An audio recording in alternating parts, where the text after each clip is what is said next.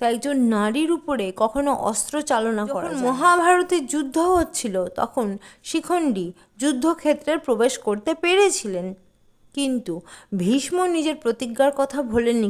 পাঞ্চাল রাজ দ্রুপদের প্রথম সন্তান ছেলে না মেয়ে?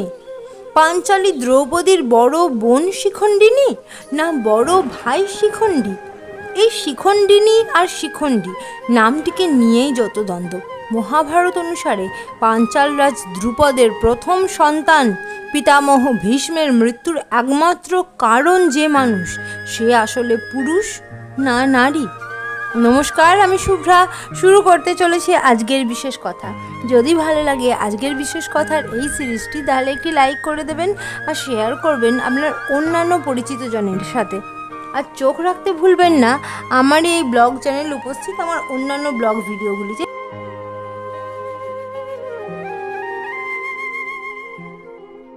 রাজা দ্রুপদের ঘরে জন্মাবে ভীষ্মের মৃত্যুর কারণ বাণী জানার পর থেকে রাজা দ্রুপদ অধীর আগ্রহে অপেক্ষা করেছিলেন তার প্রথম সন্তানের জন্ম হলো। সেই সন্তানের তখন রানী তাকে অন্দরমহল থেকে খবর পাঠালেন, মহারাজ, আপনার উত্তরাধিকারী জন্মেছে, অর্থাৎ পুত্র সন্তানের জন্ম হয়েছে। নাম হলো তার শিখণ্ডী। কিন্তু রানী মা আরও অন্য কিছু জানত। ক্রমে শিখণ্ডী বড় হতে লাগলো, তার বিবাহের বয়স হতে লাগলো। রানীমা অনেকভাবে বাধা দেওয়ার চেষ্টা করেছিলেন যাতে এই বিবাহ না হয়, কিন্তু ধোপে টেকেনি কিছু। এক প্রতিবেশী শক্তিশালী রাজ্যের রাজকন্যার সাথে শিখণ্ডীর বিবাহ হয়। রাজা দ্রুপদ চাইছিলেন একটা শক্তিশালী রাজবংশের সাথে যাতে তার সম্বন্ধ যুক্ত হয়, কেননা ভীষ্মকে পরাজিত করতে গেলে শক্তিশালী হওয়াটা তো অনিবার্য। সেই কারণেই এই বিবাহ হওয়া। সমস্ত রাজ্য খুশিতে আনন্দে মেতে উঠল, কিন্তু নববিবাহিত দম্পতির মনে কোনো আনন্দই ছিল না। কিছুদিন পর রাজকন্যা ক্রুদ্ধ হয়ে তার পিতার কাছে গিয়ে বললেন, পিতা, আমাদের সাথে আসলে মিথ্যাচার করা হয়েছে। আমার বিবাহ কোনো যুবরাজের সঙ্গে হয়নি। রাজকুমার শিখণ্ডী আসলে একজন নারী। রাজা খুব অবাক হয়ে গেল। সবাই জানে শিখণ্ডী অস্ত্রচালনায় কতখানি পারদর্শী। একজন নারীর পক্ষে এইরকম ছদ্মবেশ ধারণ করে থাকা কি সম্ভব নাকি? পুত্রী, নিশ্চয়ই তোমার কোথাও ভুল হচ্ছে। সেই রাজকন্যা জানালেন, আমি আমার স্বামীর নামে এরা মিথ্যাচার কেন করব?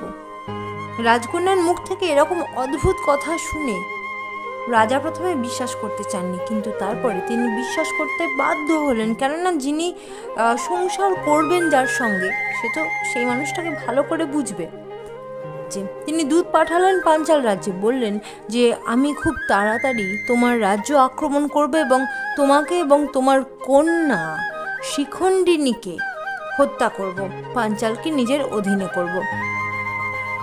দ্রুপদ রাজ একজন সুনিপুণ যোদ্ধা ছিলেন, এটা বলার অপেক্ষা রাখে না, কিন্তু এটাও ঠিক যে তিনি অপুত্রক ছিলেন।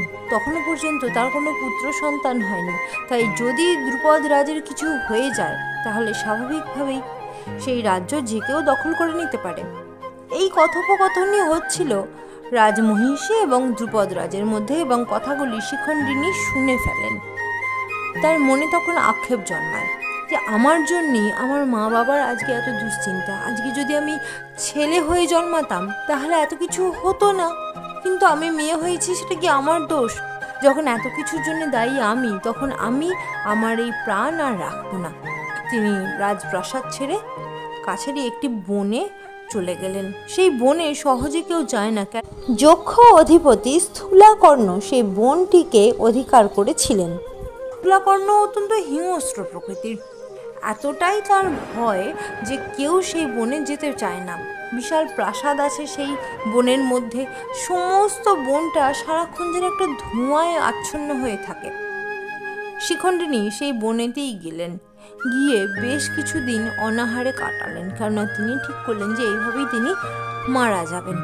একদিন স্থূলাকর্ণের সঙ্গে শিখণ্ডিনীর দেখা হলো। এইভাবে বসে থাকতে দেখে জিজ্ঞাসা করলেন, রাজকন্যা, তুমি এইভাবে বসে আছো কেন? তুমি নিজের প্রাণ ত্যাগ করতে চাইছো কেন? শিখণ্ডিনী বললেন তিনি মৃত্যু চান, কেননা তার মাতা পিতার তার জন্য বড় যন্ত্রণা। শিখণ্ডিনী তখন সব কথা বললেন। স্থূলাকর্ণ ভাবতে লাগলো, বললেন ঠিক আছে, তাহলে বেশ কিছু কালের জন্য, কিছুটা সময়ের জন্য আমি আপনার এই স্ত্রীত্ব অর্থাৎ আপনার স্ত্রীরূপ নিজের মধ্যে নিয়ে নিচ্ছি, আর আপনাকে আমার পুরুষত্ব দান করছি। তাহলে আপনি হয়ে যাবেন পুরুষ অর্থাৎ সত্যি করেই শিখণ্ডী, এবং আমি হয়ে যাব একজন নারী। নিজের এই ক্ষমতা কি স্থূলাকর্ণ কাজে লাগায় শিখণ্ডিনীর উপকার করার জন্য। কথা মতো কাজ হলো, শিখণ্ডিনী শিখণ্ডী হয়ে গেলেন, অর্থাৎ প্রকৃতপক্ষে একজন পুরুষ, এবং নিজের রাজপ্রাসাদে ফিরে গেলেন এবং দ্রুপদ রাজকে বললেন, পিতা আর কোনো সমস্যা নেই, আপনি দূত প্রেরণ করুন, সন্ধির প্রস্তাব দিন এবং বলুন যে হিরণ্যবর্মা যেন নিজের পুত্রীকে তার শ্বশুরালয়ে অর্থাৎ শ্বশুরবাড়িতে ফিরিয়ে দিয়ে যায়। হিরণ্যবর্মা নিজের পুত্রীকে আবার পাঠালেন এবং এবার তার পুত্রী বললেন যে আমারই এত বড় ভুল হয়েছে, কিন্তু কি করে এই ভুলটা হলো আমি বুঝতে পারিনি, কিন্তু ভিতরের কথা যে এইটা সেটা কেউ জানতে পারলো না। তাহলে স্থূলাকর্ণ তার কি হলো?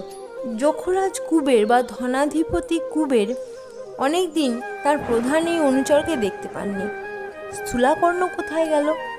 খোঁজ নিয়ে জানতে পারলেন যে স্থূলাকর্ণ নাকি নিজের আর প্রাসাদ থেকে বেরোই না, সে তার প্রাসাদে মুখ লুকিয়ে বসে আছে। কি জন্য বসে আছে? গিয়ে দেখলেন যে স্থূলাকর্ণ আসলে নারীতে রূপান্তরিত হয়েছেন। সমস্ত কথা স্থূলাকর্ণের মুখ থেকে শুনলেন এবং ভীষণ রেগে গেলেন। বললেন, তুমি তোমার ক্ষমতার এইভাবে অপব্যবহার করছো। মানছি তুমি কারুর প্রাণ বাঁচানোর জন্য এই কাজ করছো, কিন্তু তবুও ভাগ্য নির্দেশিত লেখাকে পরিবর্তন করার ক্ষমতা কি তোমার আছে স্থূলাকর্ণ? আমি তোমাকে অভিশাপ দিলাম, তুমি যেমন কর্ম করেছো তেমন ফল তোমায় পেতে হবে। তুমি তোমার এই স্ত্রীত্বকে কখনো ত্যাগ করতে পারবে না, আর তুমি নিজের পুরুষত্ব কখনো ফিরে পাবে না। স্থূলাকর্ণ খুব আহত হলেন, বললেন, আমি একজন হিংস্র যক্ষ রূপে পরিচিত, কিন্তু একজন নারীর প্রাণ বাঁচানোর জন্য আমি এই কাজ করলাম, আপনি আবেশের বশে এসে এত বড় অভিশাপ দিলেন। কুবের বুঝতে পারলেন এটা একটু বেশি হয়ে গেছে। তখন বললেন যে ঠিক আছে, অভিশাপ যেটা দিয়ে দিয়েছি সেটা তো ফেরানোর কোনো উপায় নেই। যখন শিখণ্ডীর মৃত্যু হবে ঠিক তখনই সেই মুহূর্তে শিখণ্ডী আবার নারী রূপে প্রতিপন্ন হবে, আর তুমি তোমার পুরুষত্ব ফিরে পাবে, অর্থাৎ যে যেমনভাবে জন্মেছিলে ঠিক তেমনই সে সেই রূপ ফিরে পাবে। সেই জন্যেই যখন মহাভারতের যুদ্ধ হচ্ছিল তখন শিখণ্ডী যুদ্ধক্ষেত্রে প্রবেশ করতে পেরেছিলেন, কিন্তু ভীষ্ম নিজের প্রতিজ্ঞার কথা ভোলেননি, কেননা ভীষ্ম জানতেন যে শিখণ্ডী আসলে অম্বা। নিজের পূর্বজন্মের প্রতিজ্ঞা, নিজের পূর্বজন্মের ক্রোধ কোনোটাই ভোলেননি। সেই জন্যে তিনি শিখণ্ডিনী রূপে জন্মগ্রহণ করেছিলেন। তো শিখণ্ডিনী সে জন্মসূত্রে তো সে একজন নারী, তো একজন নারীর উপরে কখনো অস্ত্র চালনা করা যায় না।